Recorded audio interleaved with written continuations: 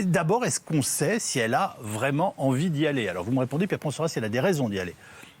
Alors, il est de plus en plus évident qu'elle a envie d'y aller, en tout cas qu'elle regarde la situation en se disant qu'il n'y a pas grand-chose, il n'y a pas grand monde à part elle qui pourrait se lancer. Elle se gardera bien pour l'instant de dénoncer quoi que ce soit ou d'émettre une candidature parce que de toute façon, elle sait très bien que la situation n'est pas stabilisée. Mais on voit bien qu'elle en a envie et qu'elle monte en pression lentement, mais sûrement, avec l'idée de s'imposer par les sondages. Alors, comme vous l'avez dit, il y a des sondages qui sont contrastés. Il y avait aussi un sondage qui est sorti aujourd'hui au Doxa qui montre que son taux de présidentialité monte et qu'elle commence à être regardée comme une potentielle présidente de la République.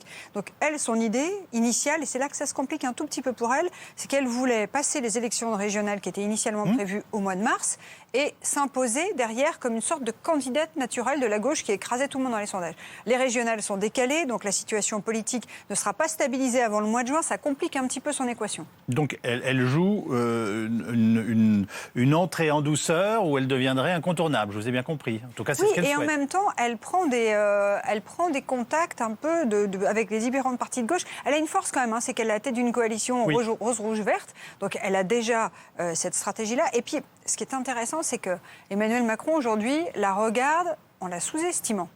En se disant, de toute façon, elle a une image très bobo, elle est très clivante, elle a un côté un peu cassant, ça ne marchera pas dans le reste de la France. Donc les macronistes la sous-estiment.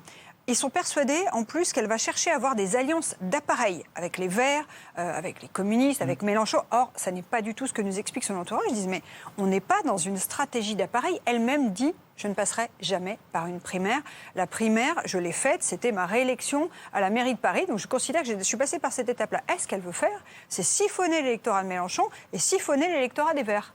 Alors, elle a envie d'y aller, vous aussi, vous... Oui, elle a envie d'y aller. Je souscris absolument à ce qui vient d'être dit. Et il suffit de regarder un petit peu ces petits pas, mais qui commencent de plus en plus à ressembler à une longue marche pour s'en apercevoir. Anne Hidalgo, elle est quand même, il faut le dire, assez langue de bois. C'est l'école de l'anneau. Elle ne dit jamais rien. Et quand elle a décidé de ne rien dire, vous n'arriverez pas à obtenir une réponse. Oui.